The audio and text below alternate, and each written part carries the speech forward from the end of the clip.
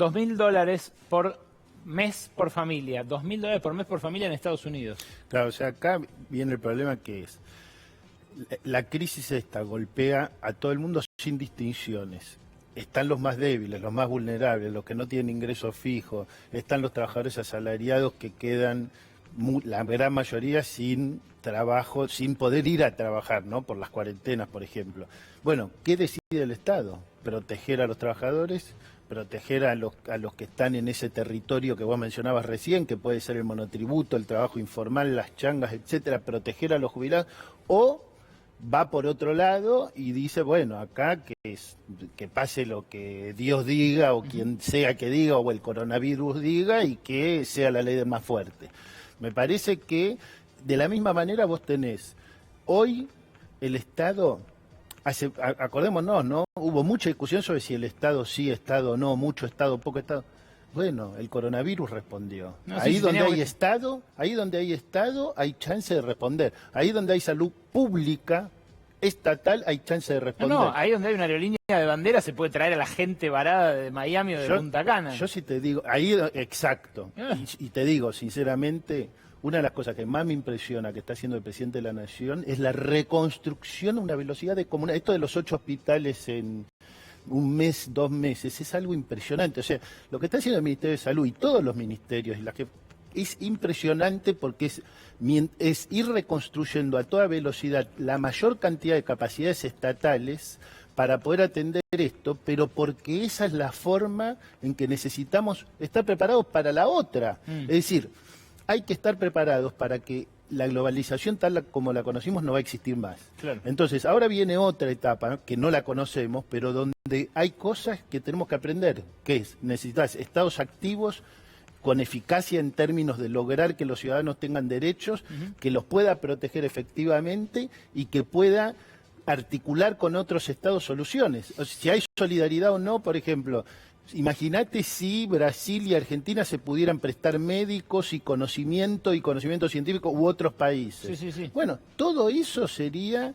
en pro de una idea de que existe un bien común, una casa común, un espacio común compartido donde hay solidaridad. Déjame incorporar a la discusión a Paula Canelo. Paula Canelo es socióloga del IDAES, de la Universidad de San Martín. Y bueno, quiero traerla también para... ¿Qué tal, Paula? Buenas noches. A ver si estás ahí. Está por Skype. Buenas noches. ¿Cómo están? Bien, buenas noches. También me interesa una dimensión que trató Camila Barón en una nota que me pareció señera en las 12, en suplemento de página 12, esta semana pasada, que es que esta crisis también puede sacudir el individualismo en el cual estábamos sumidos hasta ahora, que descubre cuán interdependientes somos, hasta qué punto vivimos en una sociedad y muchas veces nos olvidamos de eso. ¿Es así, Paula, para vos? Me interesaba mucho lo que estaban hablando recién con Alejandro, yo los estaba escuchando. Sí es cierto que todas las crisis afectan la normalidad de las sociedades, lo vemos claramente en esto que nos está pasando todos los días, ¿no? Y también es cierto que después de las crisis se reconstituye una nueva normalidad.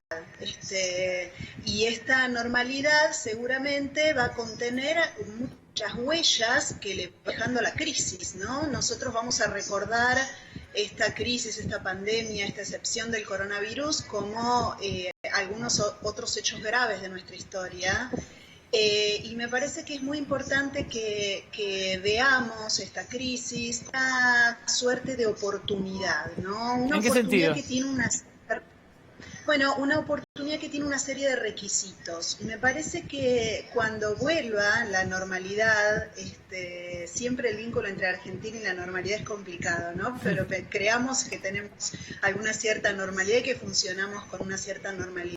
Sí. Cuando vuelva esta normalidad, un aprendizaje muy importante que deberíamos haber hecho de esta crisis es, la necesidad de reforzar la solidaridad entre nosotros. Pero la solidaridad entendida no como la espera idea, ¿no? Como la entrega de algo a cambio de un beneficio, de una ventaja individual para otra cosa, sino una solidaridad que sea fundamentalmente altruista y que logre construir comunidad. Esto que decía Alejandro, ¿no? La idea de una casa común para todos que nos pueda albergar a todos sin excepción. Y eso, Paula, parece... ¿cuán incompatible con el modo de vida que veníamos llevando es? ¿Cuánto tiene que cambiar el capitalismo? ¿Cuánto tiene que cambiar nuestro trato al medio ambiente? ¿Has visto lo que pasó en estos días en los que se detuvo la rueda de la producción? Aparecieron patos en la fuente donde no había, se blanquearon las aguas que eran marrones. En serio, no es loco vincular el problema climático que veníamos temiendo que nos genere el patatús con esta mutación de un virus que de repente nos encerró a todos, ¿no? Me parece que hay aquí un actor que es muy importante que tenemos que señalar, digamos. A mí me gusta pensar en la idea de que las crisis casi necesariamente producen una nueva estatalidad, ¿no? Necesariamente las crisis deberían producir un nuevo vínculo entre el Estado y los ciudadanos, entre todos los ciudadanos, sin excepción, en dos sentidos por lo menos, ¿no?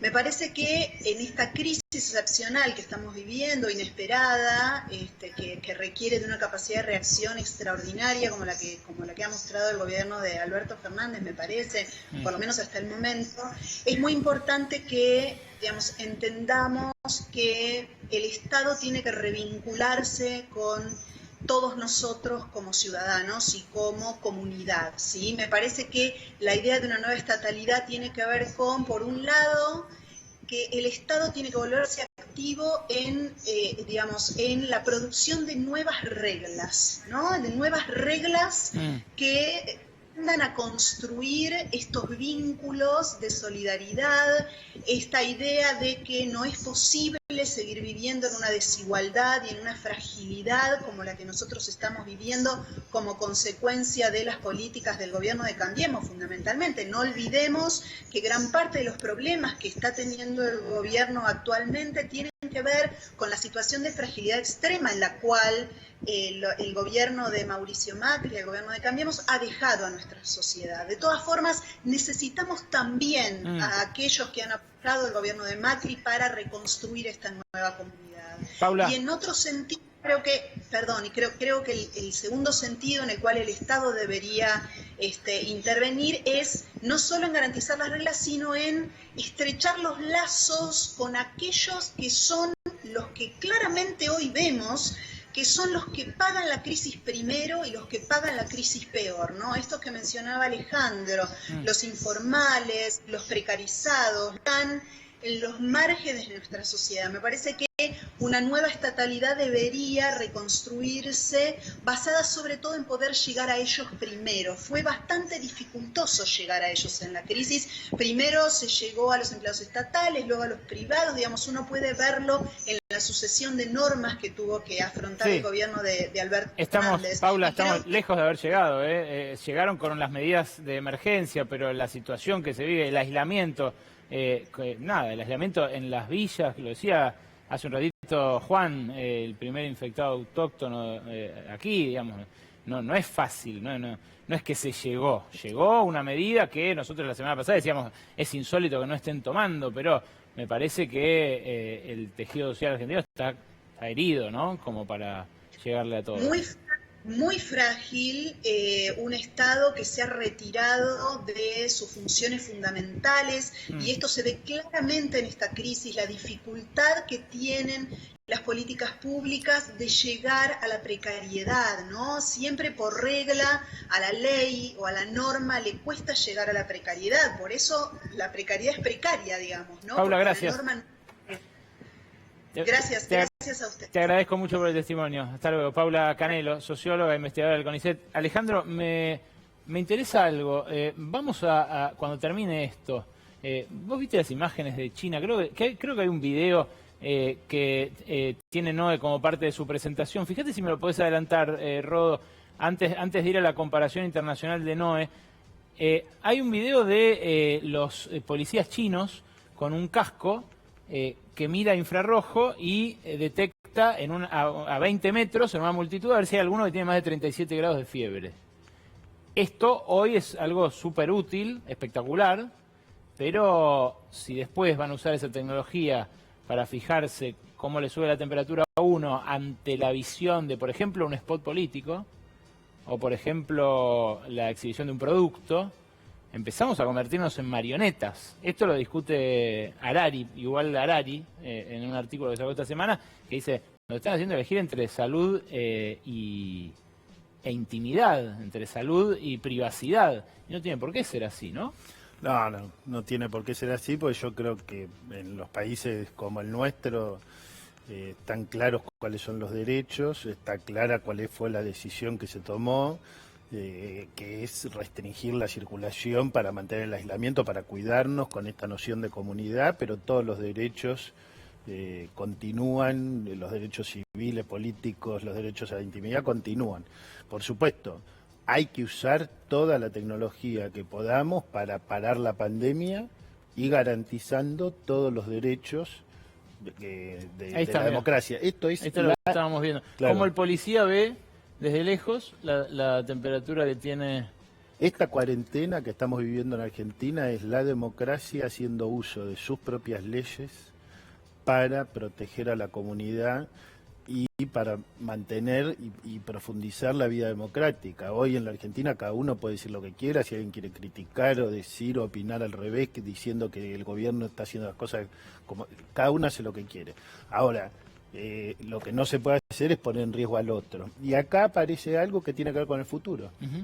Vos preguntás, ¿qué pasa con este sistema de libre mercado? ¿Hasta dónde? ¿Cómo puede seguir funcionando? Bueno, evidentemente, esta noción de que no se puede poner en riesgo al otro es una noción que no es solo para la salud pública, sino que es una noción que tenemos que llevar a la economía, que tenemos que llevar a la vida social, que tenemos que llevar a las concepciones de la vida territorial.